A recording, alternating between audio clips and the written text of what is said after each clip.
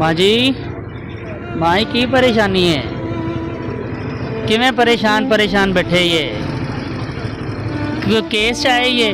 केड़े केस आए ये? मुंडा गवाह होया है ते कोई सुनदी पी पुलिस ताड़ी? किदों दा गवाह होया है? 10 साल हो गए ने ते कोई केड़ा थाना केड़ा है? सरां थाना सरां। ते तुसी किंदे कोल इस टाइम आए हो? SP साहब ते आए हो? SP कसूर साहब ते की अपील करोगे उन्होंने तुसी? फिलहाल तो वो इन्होंने पेश होना है ना, उसके बाद अपील की करोगे SP साहब नू? भाई सादा न्याय कर दो। 10 साल तो बच्चा जड़ा है नहीं मिलता पिया। नहीं मिलता पिया ते इंसाफ कर दो।